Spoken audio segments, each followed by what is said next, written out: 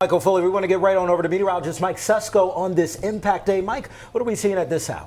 Well, guys, believe it or not, we're actually seeing some flurries still around for parts of the area right now. In Hershey, there's a little bit. We'll get to that in a second. But here's a look at some of the snowfall totals. Mount Alto in Adams County appears to be the winner, so to speak, with the snow at 8.2 inches. Mechanicsburg in York County, 7 inches. Rockville and Dauphin County, 6 inches for you. Ephrata and Lancaster County picked up 5. Lancaster City, 3.5. There was a big cutoff in Lancaster County, especially compared to east to west. But here's a look outside Hershey at the moment. A few flurries in Dauphin County as we go into the evening hours. And Storm Team Live Radar Network here showing a few snow showers here and there, a little bit of flurries at times, but most of this is now gone. The snow has ended for Pennsylvania and most of the Jersey Shore at this point, where they did see blizzard conditions out there to the east. But for us, tonight, cold and blustery. We'll continue with these chilly temperatures, and then tomorrow, the coldest day of the week with highs in the low 30s. Tomorrow night into early Wednesday, a little clipper system comes by. That will offer some light snow and a coating to an inch. The Soterra Creek above Middletown there, we do have a flood warning in effect. That is because of ice jams, so just be a heads up if you are right along the creek there.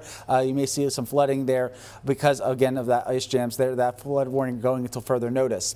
Temperatures at the moment above freezing. That's helping to melt things across the Susquehanna Valley. We've been seeing a little bit of melting all day today. And as we go through the hour-by-hour forecast, temperatures do drop back down into the low 20s overnight tonight. However, because of the steady wind, that should help keep us from seeing much black ice potential, but still be on the lookout for any slick spots. Right now, the winds, they are increasing across the Susquehanna Valley. We're at 22 miles per hour there in Lancaster, 20 in Gettysburg, 9 in Harrisburg. And for more on the winds and the potential impacts from the winds, let's go out to meteorologist Ryan Argenti, who is in Columbia in Lancaster County. Ryan.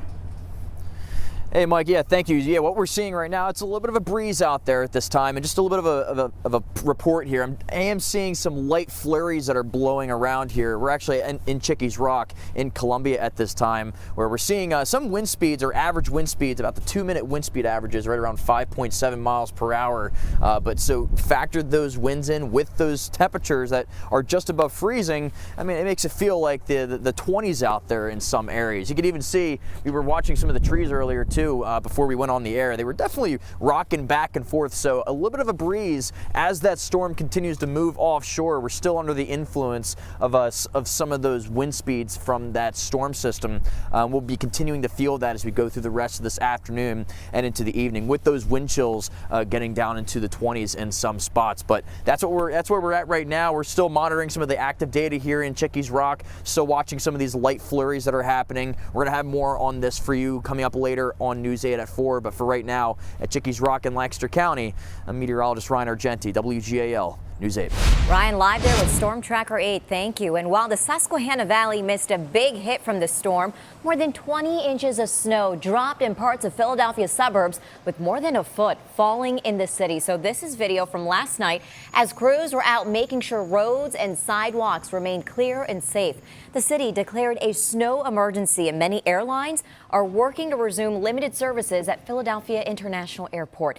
And a main concern of this snow is the heaviness on trees and power lines. So all day we've been staying on top of power outages in the area. Right now, there are about 1,000 customers without power. Most are Met Ed customers in York County. And of course, stay with WGAL both here on air and online for your updated storm team forecast, and also for up-to-the-minute alerts. Just download the WGAL News 8 app.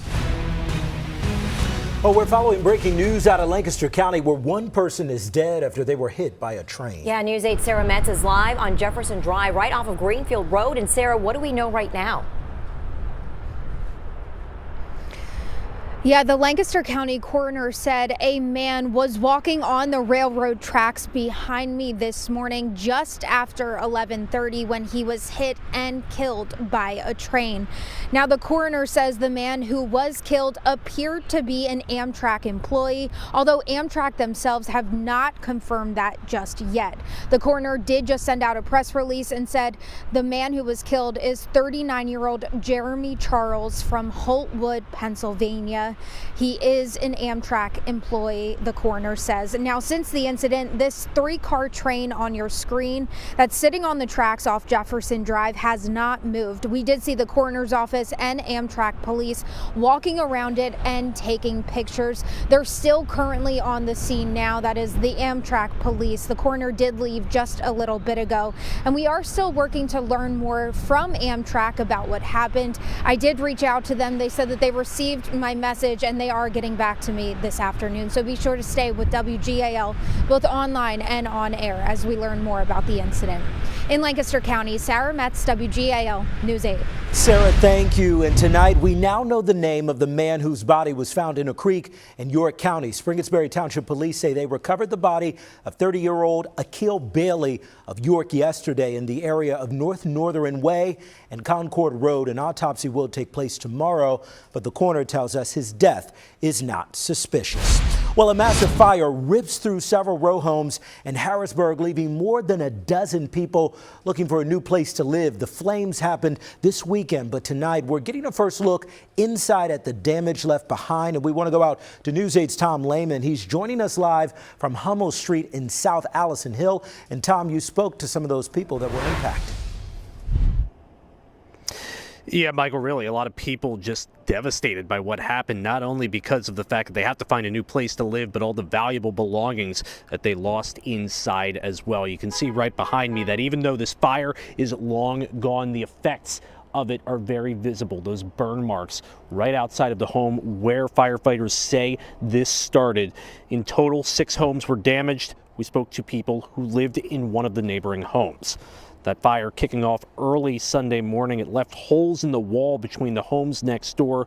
One person living in the house next door told me they awoke to the smell of smoke and people screaming. That left a mad scramble to get everyone outside. Firefighters say no one was seriously injured, but one neighbor said they lost essentially all of their belongings. Yeah, I'm acting fast. I'm a security guy.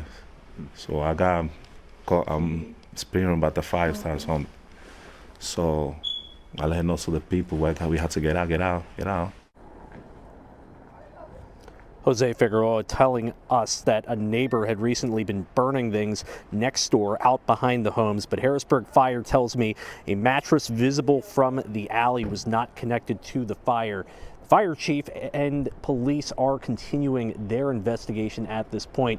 Coming up at 5, we'll have a little bit more on one thing that the fire chief says was imperative in making sure that there was no loss of life. Here in South Allison Hill, Tom Lehman, News 8. Tom, thank you. And shock and confusion for employees at Primanti Brothers. The chain's locations in Camp Hill and Lancaster are now closed. Our News 8 crew stopped by both locations this afternoon, and both had similar signs on the door thanking the community for their business. And in a statement to News 8, Vice President of Primanti Brothers Ryan Wilkinson says, quote, this is not a decision we take lightly. While we are adjusting our overall footprint to best meet demand, our commitment to both loyal customers in central Pennsylvania and the iconic sandwiches we've been serving for almost a century remain unchanged. Primanti Brothers says it will continue operating its York and Hershey locations.